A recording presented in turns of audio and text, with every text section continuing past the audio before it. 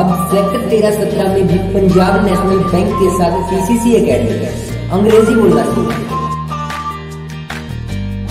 कि भाई जो एक मुख्यमंत्री 2004 के अंदर जो उसकी संपत्ति थी 92-94 लाख, वो 8 करोड़ 8.5 करोड़ रुपए की कैसे हो गई 2014 आते आते। और जो इनका बेटा दीपेंद्र हुड्डा जिसकी संपत्ति 5.5-6.5 करोड़ रुपए की 2009 में दिखाई गई, वो 36 करोड़ रुपया कैसी हो गई 6 गुना। उन्होंने कहा कि दीपेंद्र हुड्डा की तो शादी हुई है, उसकी पत्नी लेके आई है, मनोहर लाल को क्या पता कि पत्नी भी कुछ लाती है कि नहीं लाती है। मैं कहा मुझे पता नहीं है, वो तो मुझे पता नहीं है, लेकिन मुझे इतना जरूर पता है कि भूपेंद्र हुड्डा का जो संपत्ति थी, जो उन्होंने एफिडेविट दिया था, उन्होंने 2004 में सोना बताया कि मेरे पास 900 ग्राम सोना है। 900 ग्राम सोना 90 तोले के लगभग हो जाता है, बहुत बड़ी मात्रा होती है, यानी लगभग 1 किलो के आसपास पहुंच जाता है। लेकिन यही सोना 2009 में वो कहते मेरे पास 5 किलो सोना आ गया। अरे इस 900 ग्राम से 5 किलो कैसे बना हुआ, ये कैसे बना है? 5-5 किलो सोना रखने वाले ये लोग, क्या खाना है इनको? 2 रोटी तो खानी है। और ये करोड़ों रुपए की संपत्ति दीपेंद्र हुड्डा कहते हैं मेरी पत्नी शादी होके आई थी। ठीक है, शादी के साथ संपत्ति तो लाई थी, लेकिन आते उसने 2 फ्लैट खरीद लिए और 2 फ्लैट कनॉट प्लेस में खरीदे कितने में? 1-1 करोड़ से भी कम, जिनकी कीमत 10 करोड़ से ऊपर है।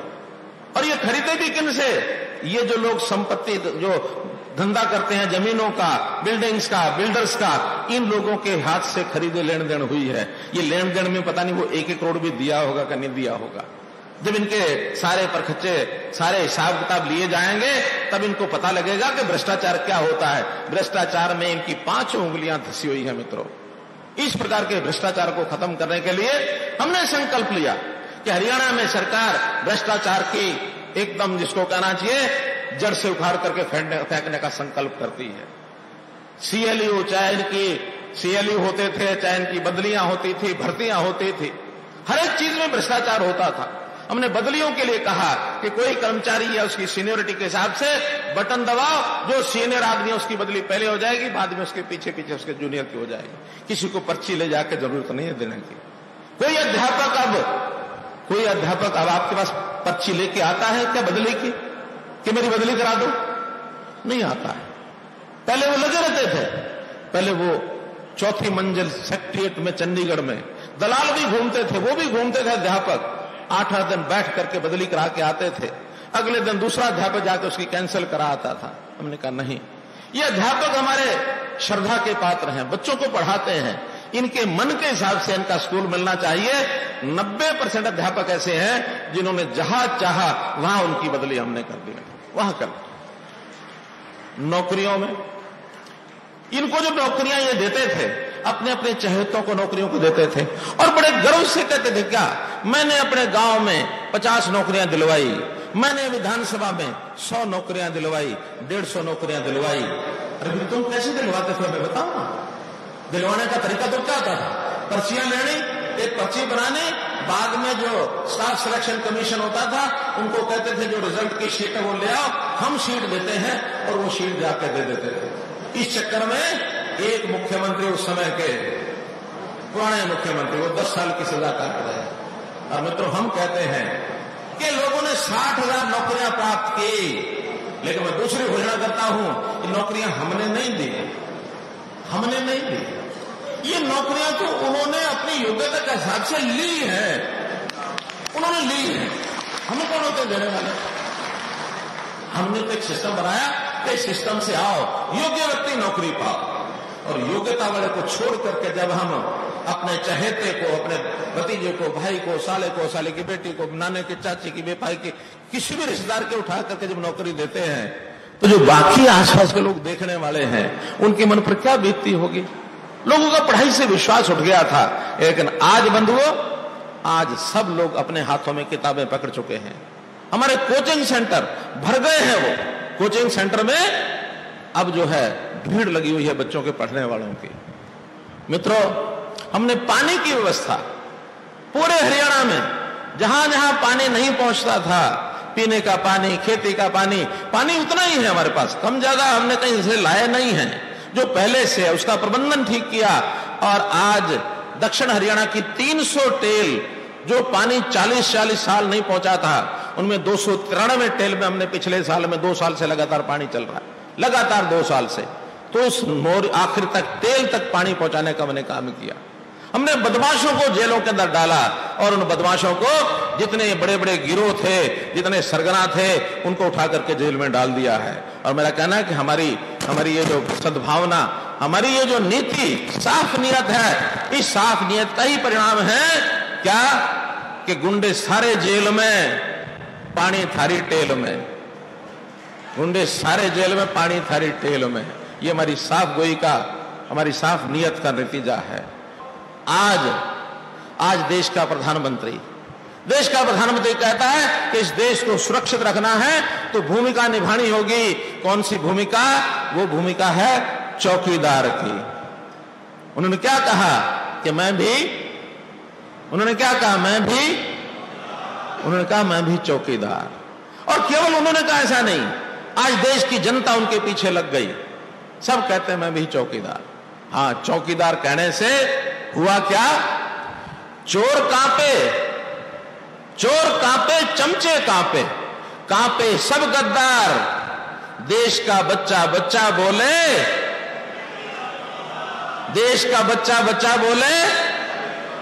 मैं भी चौकीदार। हमारे साथ काम करने वाले लोग, हमारे गांव के, मोहल्ले के, शहर के सब लोग, सबको ये प्रेरणा देंगे कि आज नरेंद्र मोदी के अलावा अब और कोई नेता हमारा नहीं हो सकता। और ये लोग तो, इनके नेता कितने डर गए हैं, आपको ध्यान में आया होगा। उत्तर प्रदेश में इनकी तो कुछ चल नहीं रही, या तो बसपा या सपा उन्होंने मिलकर गठबंधन बना लिया, और इनके लिए कहते हैं 5-7 सीटें छोड़ देंगे, लड़ लो। उसमें एक सोनिया की छोड़ देंगे, एक राहुल की छोड़ देंगे, एक उनकी बहन है क्या, प्रियंका को छोड़ देंगे। ऐसे 3-5 सीटें छोड़ देंगे और बाकी तुम जाओ। इनका बिस्तर उत्तर प्रदेश से गोल हो रहा है। और नेता कांग्रेस के डर करके उनका के कोई सुरक्षित सीट ढूंढो, और सुरक्षित सीट ढूंढने के लिए निकल पड़े। कहां पहुंच गए? केरल में पहुंच गए। केरल में इनको लगता है कि हां, वामपंथियों के साथ गांठ करके शायद 10-5 सीटें अपनी बचा जाए, और उसमें से एक मजबूत सीट, वालनाड सीट जाकर के उन्होंने पकड़ ली। ओके, वहां से भी लड़ूंगा। राहुल जी चिंता मत करो, ये 15 साल का हिसाब ये अमेठी भी मांगेगी, और जब आप जाओगे केरल में जिस सीट से लड़ोगे, साथ साथ वो भी पूछेंगे कि अमेठी में क्या करके आए हो। तो अमेठी का हिसाब देना पड़ेगा। अमेठी के हिसाब में अगर आपने कुछ किया होगा तो वालनाड वाले भी जिताएंगे, केरल वाले भी जिताएंगे, नहीं तो वो भी धक्का मार के कह देंगे जाओ उसी अमेठी में जहां से आए हो। तो मित्रों, इनकी जमीन खिसक गई है। ये गठबंधन करते फिर रहे हैं। गठबंधन जिसको मोदी जी ने ठीक कहा, ये ठग बंधन है, गठबंधन नहीं है, ये ठगों का बंधन। कहीं की ईंट कहीं का रोड़ा, भानुमति का कुनबा जोड़ा। जिनकी विचारधारा नहीं मिलती वो भी उठा कहते कि आओ मिल जाओ। किसी तरीके से सत्ता में 5 साल के लिए अपनी कोई सीट सुरक्षित हो जाए, जिसमें से बचा करके हम आगे बढ़ जाए। एक दिल्ली प्रदेश का हमारा मुख्यमंत्री, उसको रोज कुछ ना कुछ सूझता है, वो उठ खड़ा होता है। वो कभी कहता कि एसवाइएल का पानी पंजाब का, हरियाणा क्या मांगे। हरियाणा में आता तो ये पानी हरियाणा का है, दिल्ली में जाता तो हरियाणा हमको पानी नहीं देता है। वो इसमें ही गोल गोल चक्री घुमा रहे हैं। और वो क्या कहते हैं, आओ आओ। पहले तो कहता मैं किसी से गठबंधन नहीं करूंगा, अब कहता आओ, जेजेपी आ जाओ, कांग्रेस भी आ जाओ, मैं भी आ जाऊं, तीनों मिलकर गठबंधन करेंगे। कांग्रेस ने उनको ठेंगा दिखा दिया कि जाओ मौज करो। कोई किसी के साथ चलने के लिए तैयार नहीं है। हरियाणा की जो स्थिति आपको पता ही है। इस हरियाणा में कांग्रेस के 7 महारथी, 7 मुख्यमंत्री पद के दावेदार कहा कि चलो बस में चलेंगे। बस में 4 लोगों ने तो 4 पहियों के ऊपर कब्जा कर लिया। एक ने स्टीयरिंग के ऊपर कर लिया, एक ने एक्सीलेटर पर कर लिया, एक ने ब्रेक पर कर लिया। जिसका जो मन आए वो बड़ा करता रहता था। कोई इनके अंदर एकता नहीं, किसी प्रकार का कोई इनकी एकता नहीं। और उसका आलम तो ये बना कि संयोग से नेता प्रतिपक्ष की कुर्सी खाली हो गई, क्योंकि हमारे इंडियन नेशनल लोकदल के 2 एमएलए वो बीजेपी में आ गए। उनकी संख्या कम हो गई तो आखिर झक मार करके नेता प्रतिपक्ष को इस्तीफा देना पड़ गया। अब इस्तीफा दिया तो नंबर अब कांग्रेस का ऊपर हो गया। इन्होंने कहा कि नेता प्रतिपक्ष हमारा बनेगा, नंबर ज्यादा तो बनेगा ही। बनेगा तो अशोक तंवर इनके अध्यक्ष वो कहते हैं कि हम नया नेता चुनेंगे। हमारी अभी की जो कांग्रेस लीडर की जो नेता है, कांग्रेस पार्लियामेंट्री पार्टी लीडर की जो नेता है किरण चौधरी, वो कहती है मैं लीडर बनूंगी। अरे नेता प्रतिपक्ष कोई बहुत बड़ी चीज नहीं होती, उसके लिए इनके घर में लड़ाई शुरू हो गई और दावा क्या करते हैं कि हम प्रदेश को संभालेंगे, मुख्यमंत्री बनेंगे। तो इसलिए ये 7 मुंह अलग अलग तरीके से आप अलग साइडों में जा रहे हैं। हरियाणा की जनता को किसी के ऊपर कोई भरोसा नहीं है। आज हरियाणा की जनता तय कर चुकी है कि हम केंद्र में सब 10 की 10 सीटों के ऊपर नरेंद्र भाई की झोली के अंदर और ये 10 सीटें डालेंगे। ये हरियाणा की जनता ने तय कर लिया। और इतना ही तय नहीं किया, 4 महीने के बाद, इसके 4 महीने के बाद हरियाणा में भी यही युद्ध होगा। और हरियाणा में जिस प्रकार के हमने लोगों के सहयोग के लिए, उनके उत्थान के लिए, उनकी सुविधा के लिए जो काम किए हैं, चाहे मजदूर है, किसान है, युवा है, महिला है, बुजुर्ग है, हम ईमानदारी से सब चीजें कर सकते हैं वो करते हैं। उस ईमानदारी के नाते से लोग आगे बढ़ रहे हैं और हरियाणा में भी दोबारा सरकार लाने का उन्होंने संकल्प किया है। लोकसभा के चुनाव से पहले हमारा जो दुश्मन देश पाकिस्तान, जिन्होंने हिंदुस्तान के हमारे 40 जवानों को शहीद होना पड़ा, इसलिए धन्य हो देश के प्रधानमंत्री नरेंद्र मोदी जी का, जिन्होंने एक सप्ताह के अंदर सर्जिकल स्ट्राइक करके जो पाकिस्तान के उग्रवादी थे उन अड्डों को समाप्त करने का काम किया और 60 घंटे में अभिनंदन को बाइज्जत हिंदुस्तान में लेकर आना ये देश के प्रधानमंत्री नरेंद्र मोदी कर सकते थे। इसलिए देश के हर व्यक्ति ने देश के प्रधानमंत्री को नमन किया है। आज देश में 10 करोड़ लोग एक वर्ष में पैसे के अभाव की वजह से उनकी मृत्यु हो जाती थी, इलाज नहीं करा पाते थे। आयुष्मान भारत की स्कीम लागू करके 5 लाख रुपए तक का आपका बीमा किया। उस कार्ड को लेकर पूरे हिंदुस्तान में आप कहीं भी जाकर के अपना इलाज करा सकते हैं, आपके 5 पैसे लगने वाले नहीं है। और हरियाणा प्रदेश में 41 लाख लोगों को इस स्कीम से लाभ मिलने वाला है। एक स्कीम और अभी लागू की है, प्रधानमंत्री अभिभावक धन बीमा योजना। इसमें गरीबी अमीरी का कोई सवाल नहीं है। 18 साल से लेके 40 साल तक के महिला पुरुष कोई भी है, आप अपना बीमा करा सकते हैं। उसमें पहले जो 18 साल का कोई बच्चा है, लड़का लड़की है, केवल उसके 55 रुपए लगेंगे। 40 साल की उम्र होगी, केवल 200 रुपए लगेंगे।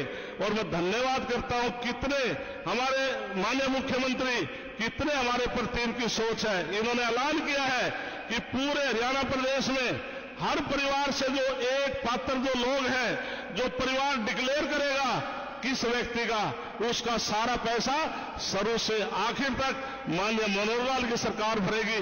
कितना बड़ा फायदा साथियों इन्होंने किया है। इसी प्रकार से प्रधानमंत्री सड़क सुरक्षा बीमा योजना, भगवान ना करे कोई इंसिडेंट हो, इसलिए माननीय मुख्यमंत्री जी ने, प्रधानमंत्री ने घोषणा की है 18 साल से 80 साल तक की महिला पुरुष आप अपना बीमा कराइए और 1 साल में केवल 12 रुपये आपके लगेंगे। ऐसा इंसिडेंट एक्सीडेंट होता है तो 2 लाख रुपए परिवार को दिए जाएंगे। इसी प्रकार से हमारे मुख्यमंत्री का कितना बड़ा दिल है। हम किसान भाई हैं, मजदूर किसान खेत में इकट्ठा काम करते हैं। किसी किसान की मृत्यु हो जाती है काम करते समय, किसी मजदूर की मृत्यु हो जाती है, चाहे बिजली करंट लगने से, अटैक होने से, ओपी में पड़ने से, या कोई भी आप घर में आपके चक्की है, गंडासा है, आप जोटाबुकी में जा रहे हैं, बैलगाड़ी में जा रहे हैं, ट्रैक्टर ट्राले में जा रहे हैं, ये सब एग्रीकल्चर में आता है। यदि कोई ऐसा इंसिडेंट होता है तो मार्केटिंग बोर्ड केवल 1 लाख रुपए देता था। हमने माननीय मुख्यमंत्री से कैबिनेट में अनुरोध किया कि राशि कम है। 1 मिनट से पहले मुख्यमंत्री जी ने कहा भी आज के बाद कोई भी ऐसा इंसिडेंट होगा किसान का, मजदूर का, हम उसको 5 लाख रुपए उस परिवार को भेजेंगे। कितना बड़ा उदारता काम किया। और साथियों सबसे बड़ा जो काम किया है, आज हरियाणा प्रदेश में बिजली एक नेसेसिटी है। हमारे हरियाणा प्रदेश में 39% लाइन लॉसेज थे। आज घट करके 20.2 हो चुके हैं। हमने मुख्यमंत्री से अनुरोध किया, माननीय मुख्यमंत्री जी, आज हरियाणा प्रदेश के लोग चोरी करना बंद कर दिया है, आप कुछ राहत दें। इन्होंने 1 मिनट से पहले फैसला किया कि कोई भी हरियाणा प्रदेश में कोई व्यक्ति घर की जो बिजली है उसमें 1 महीने में 200 यूनिट खर्च करेगा। पहले हम आपसे 4.5 रुपये प्रति यूनिट के हिसाब से बिल लेते थे, आज माननीय मुख्यमंत्री ने उसको आधा कम कर दिया है। अब 4.5 की बजाय 1 महीने में आपको 200 यूनिट तक बिजली का बिल देने के लिए माननीय मुख्यमंत्री ने घोषणा की। तो गरीब आदमियों को हरियाणा प्रदेश में इसका बहुत लंबा लाभ मिलने वाला है। सब्सक्राइब करें और साइड में दी घंटी को भी दबाएं ताकि आप तक हर समाचार पहुंच सके।